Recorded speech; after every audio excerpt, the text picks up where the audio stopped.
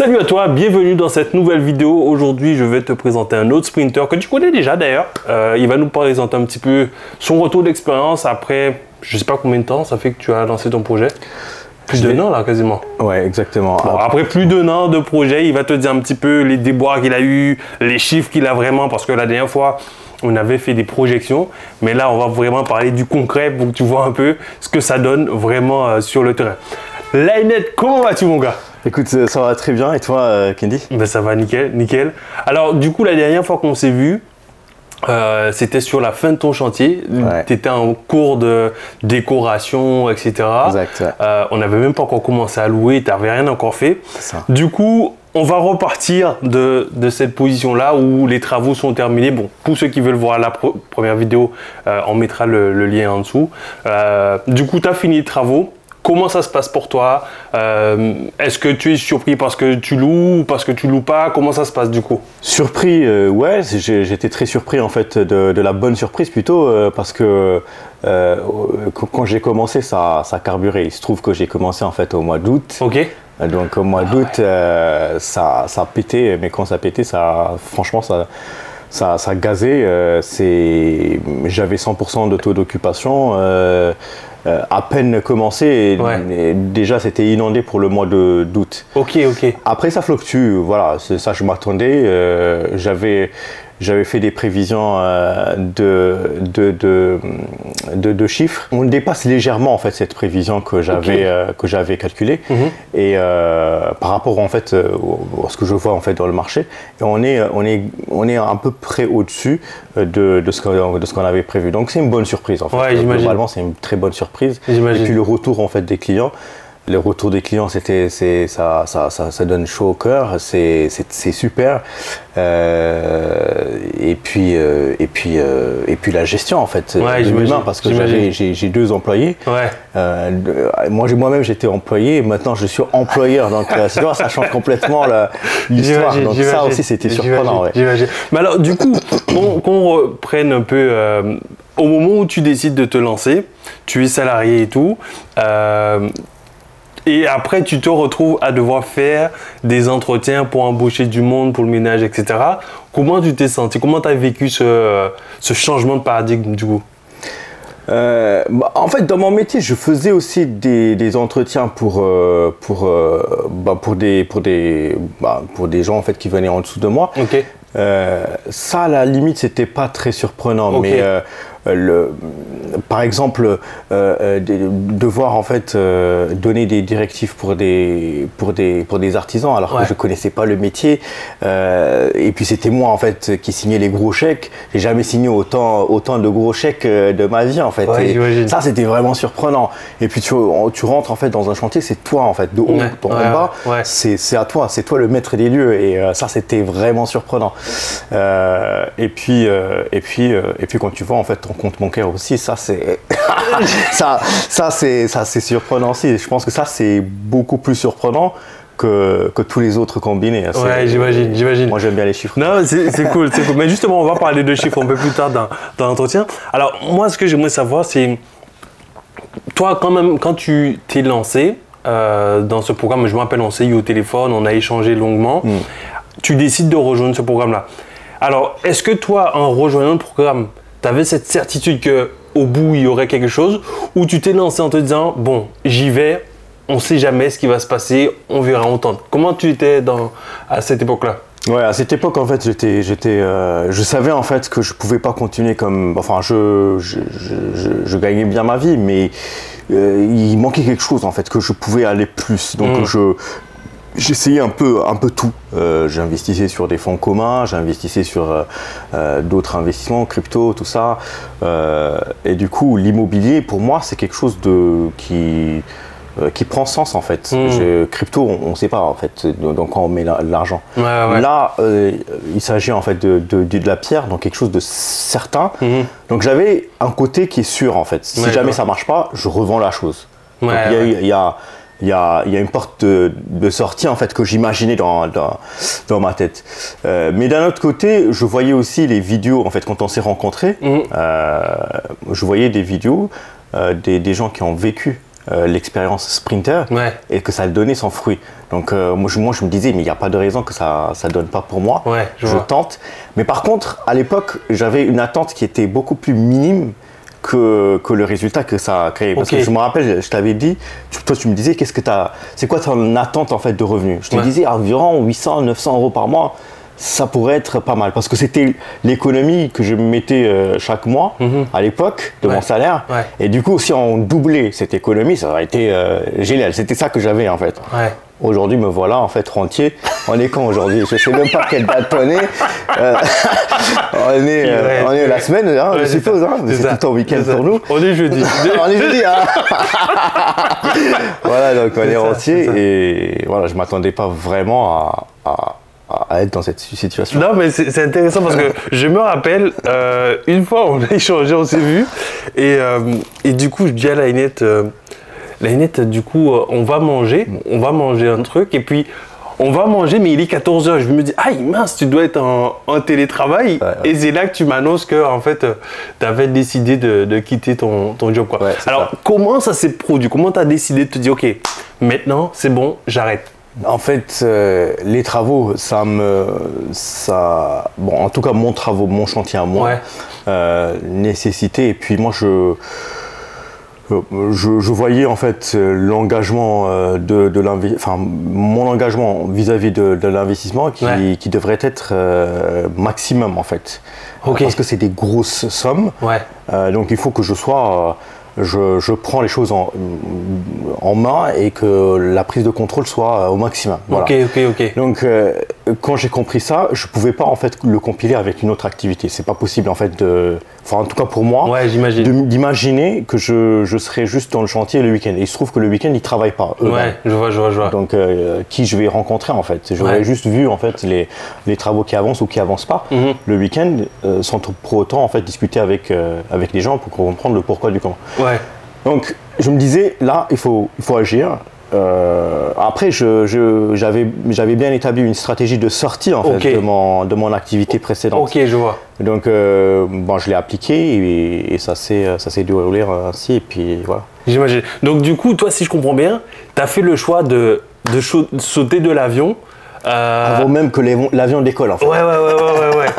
C'est ça. En fait, bon, après, c'est pas grave en fait. Si jamais, on est en France, il y a un support en fait de financement pour ceux qui sont au chômage. Donc, j'imagine.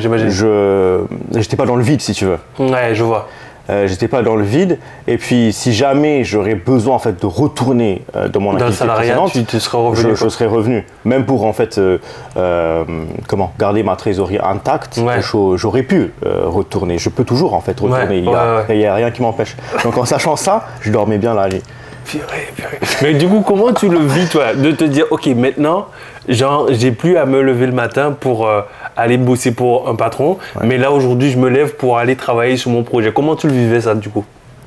Il n'y a pas de mots à mettre, en fait. Il faut le vivre, je sais pas. Il n'y a même pas de mots qui égalent ce sentiment, enfin, cette expérience, parce que t'es libre, regarde, nous, on est en short et... En plus, tu sais, j'ai pas mis le short parce que moi, je dis, je viens à Paris, je sais pas s'il va pleuvoir. J'ai pris le short, je dis, je vais aller bien le jean. Tu vois, donc c'est super. Moi, je vois en fait dans le métro en venant ici, des gens qui travaillent, je les plains, quoi, en fait. Je me dis... Voilà, j'étais parmi eux, et aujourd'hui il y a une semaine, il y a 2 semaines, j'étais à Dubaï, j'ai pas posé un congé payé, tu vois, je pouvais rester plus longtemps ou moins longtemps, c'est moi qui décide en fait de ce que je fais dans ma life. donc non, il n'y a pas de mots, j'ai pas de mots à mettre en fait, c'est comme quand tu tombes amoureux, c'est difficile de le décrire. J'imagine. Et du coup, aujourd'hui que tu as goûté à ça, si tu devais revenir dans le salariat, comment tu le vivrais, toi? Je le vivrais comme un choix et non pas comme quelque chose qui est imposé. Voilà. Donc du coup, tu auras un rapport avec ton travail qui sera tu le vois en fait de notre perspective. Donc je pense que ça va être beaucoup plus agréable que quand tu es obligé quoi. Voilà, quand tu es obligé, t'es sujet en fait à la vie que tu mènes. Ouais, Alors que quand tu le choisis, eh ben voilà, Non, franchement, ça me fait super plaisir parce que je me dis, quand même, en suivant un programme, le mec il arrive. Il est dans une vie un peu standard et aujourd'hui il peut partir à Dubaï et tout. Franchement, ça me fait vraiment plaisir parce que j'ai comme si l'impression, c'est comme l'impression que c'est comme si c'était moi en fait qui avait réussi à le faire. Ouais. Et franchement, ça fait plaisir d'avoir ton retour d'expérience. Alors du coup, on va parler peut-être un peu chiffres maintenant. Bon, on se rappelle, si tu n'avais pas vu la vidéo, bon peut-être tu peux quand même me redire combien ça t'avait coûté au total, le premier projet. Ouais, au total, 250 à peu près. 250 000. Et en termes de revenus, alors tu me disais justement au mois d'août, tu avais commencé sous les chapeaux de roue. En termes de chiffres, ça a donné quoi pour tes premiers mois du coup Non, les premiers mois, c'était une folie parce que je l'ai lancé en fait le 10 août ou le 8 août, je ne me rappelle plus. Ouais. Et on a fait en fait, donc pas un mois complet. Ouais. On n'a pas fait un mois complet. Et je venais chatouiller les 9 000 euros. Ça, c'était même pas sur un mois complet du coup? Même pas sur un mois complet. En fait, je l'ai étalé, je voulais comprendre en fait le revenu d'un mois d'été. Ouais. Et quand j'ai taillé, en fait, j'ai étalé sur un mois, c'était à peu près 13 000, 11 000 euros, quoi, à peu près dans ces zones. Avec combien de logements encore? 5 logements. 5 logements. 5 logements. Donc on a 2 logements avec 2 chambres. Ouais. Un grand logement avec une seule chambre. Ok. Et puis un T1 et un studio. Ok. Tu vois. Ouais. Donc, et justement, qu'on revienne, parce que je ne sais pas si vous vous rappelez, ceux qui suivent la chaîne, on avait une discussion par rapport au logement qui était tout en bas, celui qui était en jardin et tout. Là. Et puis, on se disait, est-ce qu'il fallait faire un logement, etc. Et puis finalement, tu avais décidé de faire un logement. Alors, comment il se loue ce bien-là? Est-ce que c'est l'un des meilleurs ou moyen? Comment ça se passe? Non, le meilleur, c'est le studio en haut. Tout en haut. Tout en haut. Moi, je comprends pas. Mais même, j'ai eu avec Christelle l'autre fois, on a eu la même discussion. Elle disait, genre, les petits qui sont, ils tournent du feu de Dieu, quoi. Mais c'est ça, en fait, je comprends pas, en fait. Je comprends pas qu'un studio, sous les toits, hein.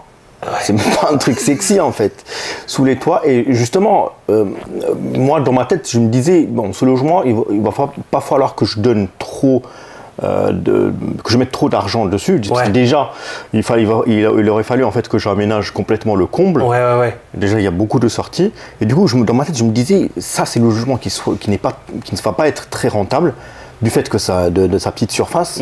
Et du coup, on récolte moins d'argent dessus. Et du coup, la décoration, je l'ai faite.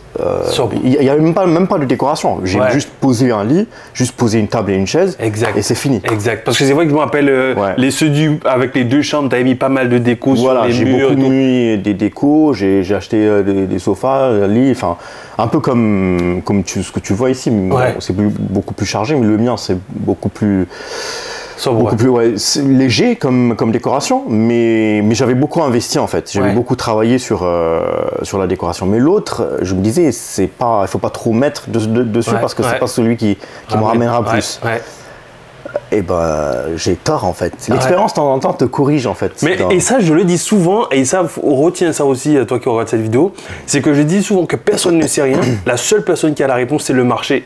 Et souvent, je vous dis, n'essayez pas d'essayer de cramer de l'argent partout, parce que de toute façon, on ne sait pas encore. C'est le marché qui nous dira si effectivement ça valait le coup. Et de toute façon, ça montre bien que c'était pas nécessaire de dépenser plein d'argent dessus pour que ça fonctionne, tu vois. Non. Absolument pas. Parce que il faut juste que ce soit fonctionnel et le truc il va tourner tout seul. Donc ça sert à rien de dépenser énormément d'argent en se disant oui, celui-ci va ramener plus. Non, on ne sait pas et c'est le marché qui verra pourquoi il y en a un qui fonctionne plus que l'autre. Et non, c'est intéressant d'avoir ce retour, quoi. Et tu vois, en fait, mon premier investissement me permet d'orienter en fait le type de logement qu'il va falloir que je raménage pour mon deuxième investissement. Parce que tu vois, je te disais que l'expérience te corrige en fait. Exact. Donc il te corrige et t'oriente. Et du coup, j'avais fait en fait les chiffres à ton séminaire. Ouais. Et ces chiffres-là me permettent en fait de voir un peu ce que je ferais dans le futur. Ouais, j'imagine. Quel genre de logement en fait je ciblerais. Après les plus grands logements aussi ça marche, surtout l'été ça marche. Ouais. En fait ça marche, comme c'est des familles, ça marche que à des certaines périodes. Et tu vois, c'est ce que je vous dis dans le programme. Souvent je dis les gars, on fait un truc qui fonctionne toute l'année. Vous n'essayez pas de partir dans du moins dans des trucs un peu farfelus. Ça, on sait que ça marche, tu vois. Et des fois, quand on l'a pas fait, on est tenté de tester. Tu vois, genre moi, par exemple, quand je dis à un sprinter, bon, moi, au lieu de faire un seul grand, je fais 2 petits, tu vois. Il me dit, ouais, mais moi, je pense que bon, il peut tester, tu vois. Et une fois qu'il a testé, il a ce retour d'expérience. Là, maintenant que tu as testé, je me dis peut-être que tu feras peut-être moins de grands ou quoi. Comment tu feras maintenant du coup? C'est ça la vraie question qu'on doit se poser. Tu vois par exemple, il y a des gens qui viennent en famille. Ouais. Donc il faudra En fait, le mieux c'est de toucher tout le marché en fait. Je vois. Donc je mettrai en fait une chambre, mais avec un grand salon, Ouais. dans lequel je mettrai en fait un canapé lit. Ouais, ok. Donc je ciblerai en fait les couples. Donc des gens qui cherchent les studios. Okay. Je ciblerai aussi des jeunes couples avec des enfants en bas âge. Ouais, je vois.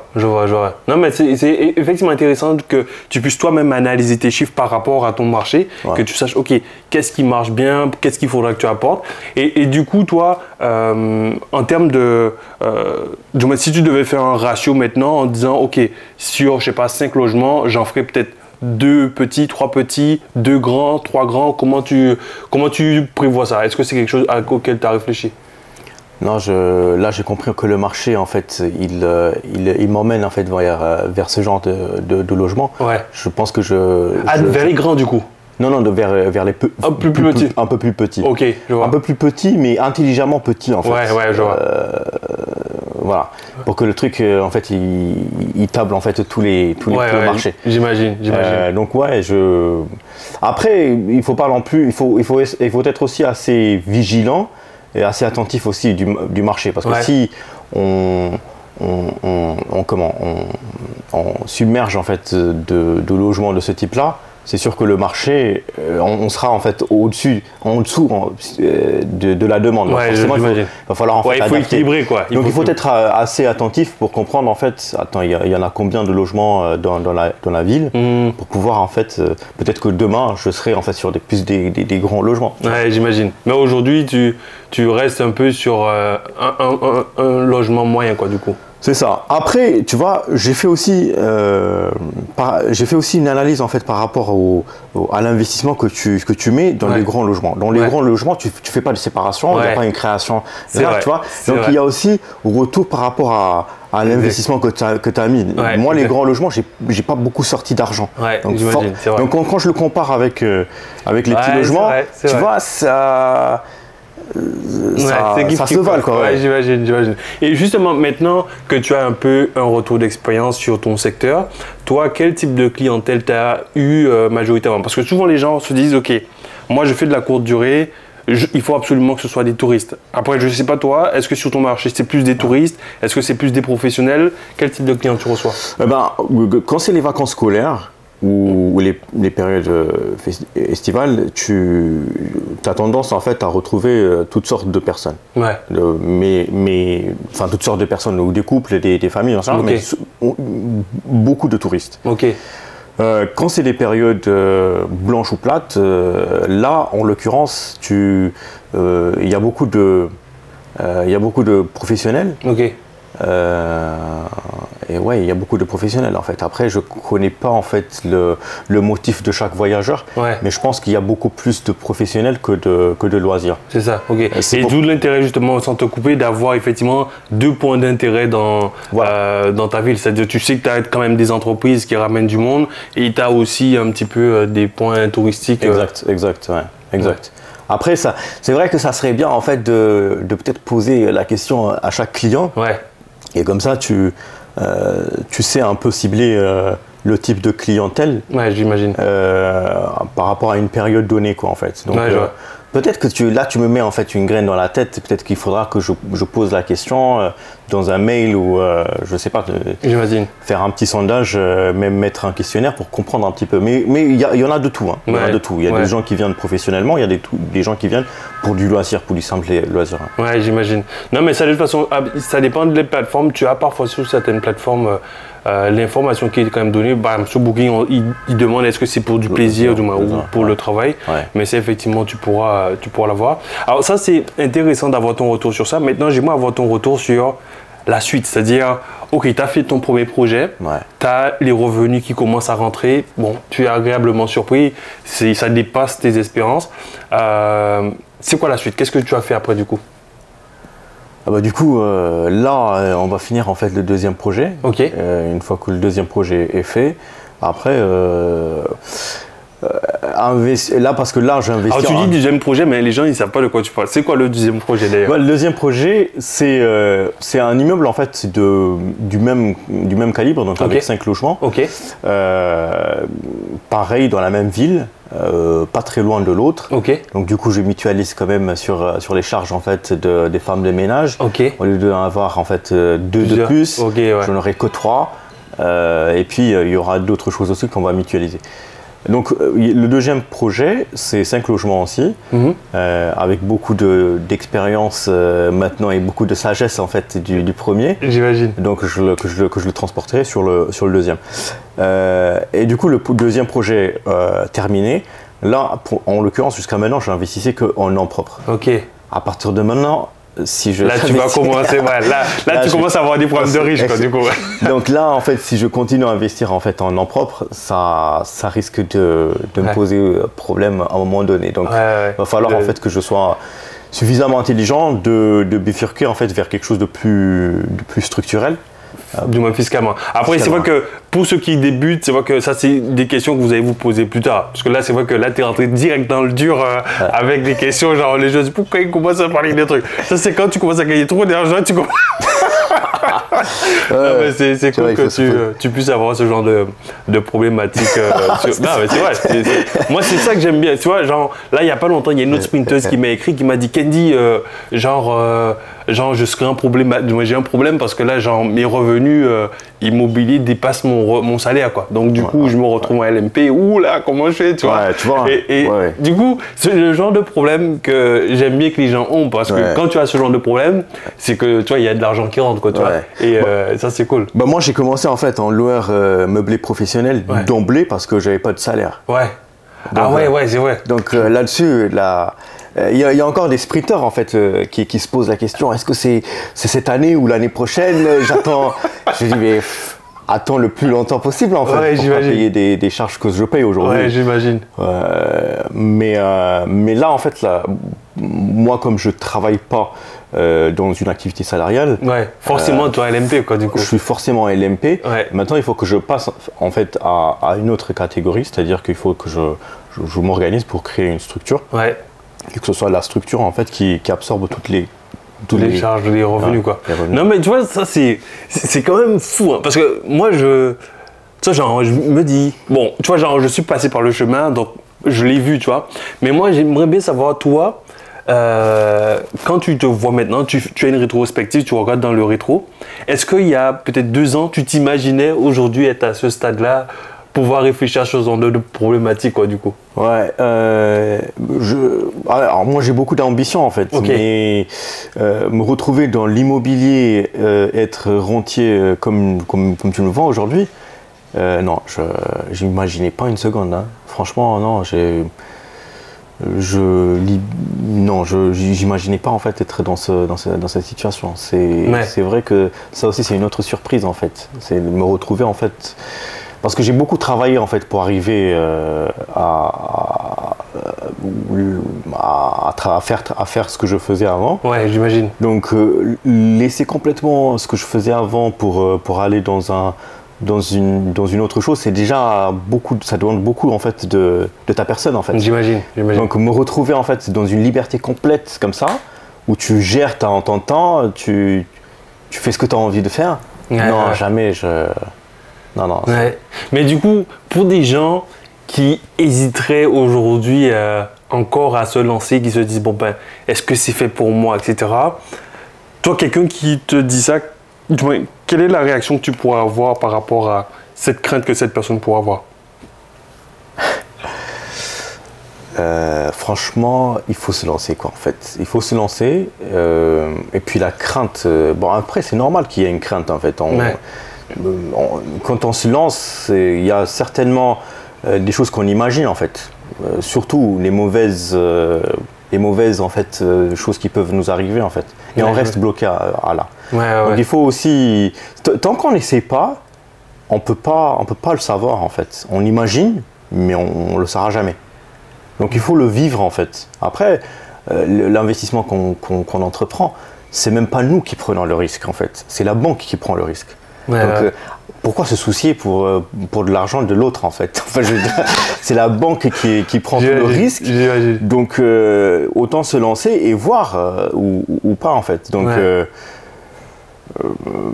je comprends la crainte, mais enfin oui, voilà, j'ai eu des quiproquos dans mon investissement, mais c'est pas pour autant. Enfin oui, j'aurais bien aimé que tout soit plat, mais il n'y a rien de plat en fait. Même dans l'activité salariale, demain on peut se faire, on peut se faire taper dessus ou on peut perdre en fait un poste parce que telle personne nous a dépassé. Enfin, il y a tout ce genre de trucs, mais ça fait partie de la vie et puis on essaye. Et on apprend en fait, on apprend de nos erreurs. Moi j'apprends toujours en fait, même avec deux investissements, j'apprends toujours en fait. Pour le troisième, je perfectionne. Donc la crainte elle est justifiée, mais le statu quo n'est pas justifié. Donc à vous de choisir quoi en fait. Non mais franchement c'est vraiment extraordinaire. En tout cas, mets-nous des pouces bleus dans la vidéo du moins, en dessous là pour justement encourager la vidéo. Et puis ça nous fera plaisir. Et justement, maintenant, moi, ce que j'aimerais savoir, c'est les projections que tu fais pour le deuxième. Parce que le premier, tu nous disais, genre, tu avais fait tes meilleurs mois jusqu'à 13 000 € avec le premier bien. Là, avec le deuxième, parce que tu me dis que c'est dans la même ville, est-ce que c'est des logements plus petits, du coup, tu auras moins de revenus? C'est quoi tes projections sur celui-là, du coup? Ça, c'est une bonne question parce que j'ai pas encore fait la projection sur celui-là. Mais le deuxième, c'est sûr que ça va être beaucoup plus rentable. Alors je ne sais pas le chiffre exact, mais beaucoup plus rentable que le premier. Pourquoi? Eh ben parce que en fait, il est question en fait de taux d'occupation. Effectivement, quand on a un grand logement, on le met en location plus cher. Mais si c'est pas tout le temps occupé, eh ben, la location que vous mettez, elle ramène plus d'argent. Là, en l'occurrence, ça va être quelque chose d'intermédiaire qui peut cibler en fait une masse. Donc, en fait, moi, ma stratégie, c'était un taux d'occupation le plus haut possible, pour générer le plus de profit en fait sur un immeuble. Donc, je te dirais en fait. Et en termes de coût, justement, c'est kiff-kiff ou c'est moins cher du coup? C'est exactement la même chose. C'est exactement la même chose. J'étais, on est très agressif, les sprinters. Quand on se positionne pour une acquisition, on est très agressif sur le prix. On regarde les prix pour optimiser le maximum possible la rentabilité. Donc, c'est exactement la même chose. Le prix, je l'ai acheté à un prix très bas, avec beaucoup de travaux. Et j'attends en fait la rentabilité de ces logements-là. J'imagine. Là, en l'occurrence, je sais pas un chiffre exact, mais j'ai appliqué en fait une stratégie que j'ai vue sur mon premier investissement, qui a déjà fait ses preuves, quoi. Qui a déjà fait ses preuves pour vraiment optimiser au maximum le profit sur cet immeuble-là. J'imagine. Non, mais ça, c'est cool. Alors, du coup, maintenant, j'aimerais avoir ton retour d'expérience par rapport à l'environnement proche, tu vois. Je sais que parfois, on a des proches qui ne sont pas forcément emballés ou il y en a qui ont de la chance, qui ont des proches qui sont emballés. Alors toi, je ne sais pas comment ça s'était passé pour toi. Est-ce que tes proches autour de toi étaient emballés par ton projet ou tu étais plus du côté de ceux qui étaient un peu solitaires dans leur galère du coup? Moi, j'étais solitaire en fait. Il y avait il y avait personne en fait qui le savait, à part ma sœur et mon ex. Donc pour protéger le projet, mais également aussi pour me protéger. Ouais. Parce que c'est quand même un gros investissement. Okay. Donc les gens en fait te transmettent leurs craintes. Parce qu'il y a une crainte. Déjà tu as une petite crainte en toi. Ouais. Si tu devras en fait subir aussi la crainte de l'autre, en fait tu effaces en fait l'optimisme que tu as en fait. Donc du coup pour protéger cet optimisme, j'ai dit à personne en fait. J'ai dit à personne. Je l'ai dit une fois que j'ai investi. Okay. Une fois que j'ai investi, je l'ai dit, je l'ai partagé. Et puis après, voilà. Parce que rien ne m'arrêtera en fait. Une fois que la chose est faite, rien ne m'arrêtera. Donc, ouais, j'imagine. Et comment eux, ils l'ont vécu ça? Très surpris. Ouais. Très surpris. Ah oui, c'est très surprenant. Moi, quand j'ai dit à mes parents que j'ai acheté un immeuble, déjà un immeuble, tu vois, ça sonne, ça tape. Un immeuble. Donc ils ont tout arrêté, ils m'ont dit ah ouais, mais il y avait un silence en fait. Ouais, j'imagine. Est-ce que c'est de la rigolade ou est-ce qu'ils nous annoncent en fait une boutade ou c'est du vrai? Et ils ont compris que c'était du vrai, et ils étaient très surpris en fait. Ils étaient très surpris. Et puis après, je leur ai annoncé ici qu'il y avait un deuxième projet. Donc tu vois, c'est... Allez, c'est cadeau. Quand c'est un, c'est pas assez. Ouais, juste ça. Deux, c'est mieux. Et voilà, donc... Ok, mais du coup, pour le deuxième, t'as pas eu peur de leur dire du coup? Le deuxième, j'ai pas eu peur parce qu'ils savent déjà en fait du premier. Donc le deuxième, je les ai annoncés. Ouais. Voilà, ils étaient complètement surpris. Plus surpris peut-être du premier. Enfin, le premier, ils étaient surpris aussi qu'il y ait une acquisition d'un immeuble. Ouais. Mais un deuxième... c'est top. Ouais, j'imagine. Mes amis aussi. Du coup, parce que moi j'ai investi, mes amis aussi, ils commencent à investir en fait dans des, peut-être pas dans les immeubles, mais dans des appartements. Ouais. Du coup, toi-même, tu deviens un peu une source d'inspiration pour des gens autour de toi. Tout à fait. Ouais. Et comment tu le vis ça, toi, du coup? Je le vis bien, ouais. Je le vis bien. Mais je continue parce que je reste pas en fait sur les félicitations et les plébiscitements. Ouais. Je garde aussi, je continue ma vision. J'essaie de, parce que sinon si t'es tout de suite en fait emballé par les applaudissements, tu as tendance à rester sur place en fait. Pourquoi changer? Tu vois. Donc je regarde en fait aussi d'autres voies qui m'emmènent à d'autres... Plus loin, quoi. Plus loin, ouais.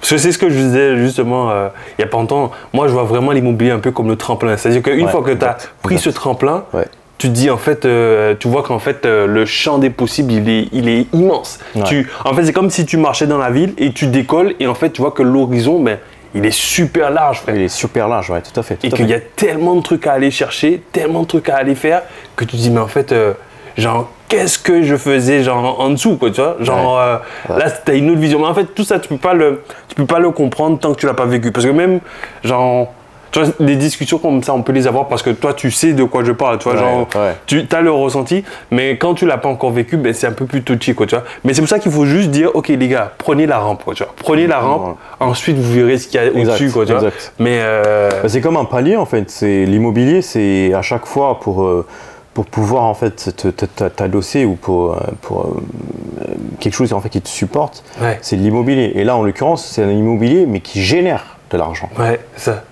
C'est pas juste un truc qui est là. Qui est là en fait, ouais, si jamais en fait il y a quelque chose qui se passe, je peux le revendre. Non, c'est pas ça, ça génère de l'argent. Ouais, j'imagine. En fait, tu peux arrêter toutes tes activités pour vivre de ça.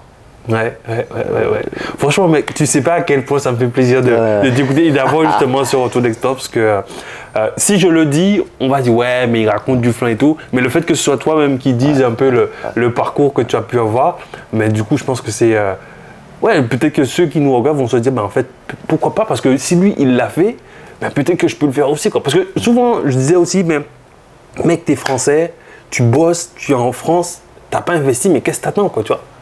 Regarde, toi t'es étranger, moi je suis étranger, on arrive ici et boum, tu vois. Ouais, à l'époque j'étais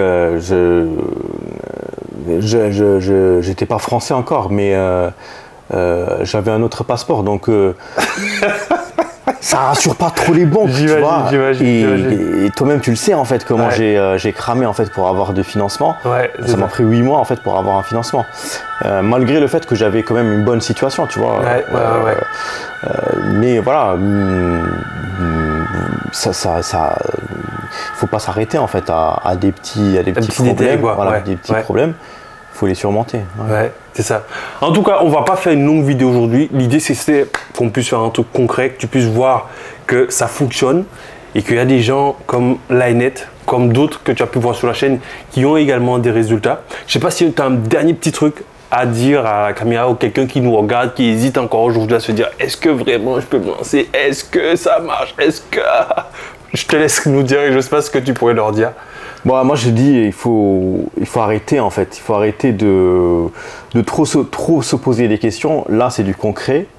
Je pense pas qu'il y a plus de concret que ça.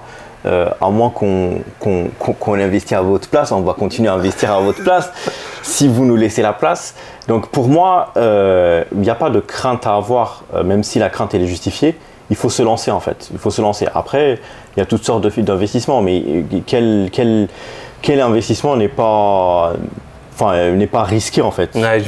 Tout investissement a un risque. Mais ce risque-là, nous, le nôtre en tout cas, il est supporté par une banque. Donc pourquoi se soucier pour l'argent de la banque? J'imagine. Et en plus, on prend l'argent de la banque sur un modèle en fait qui marche, qui a fait ses preuves. En tout cas, vous l'avez vu sur nous. Nous, on l'a vu sur des sprinters.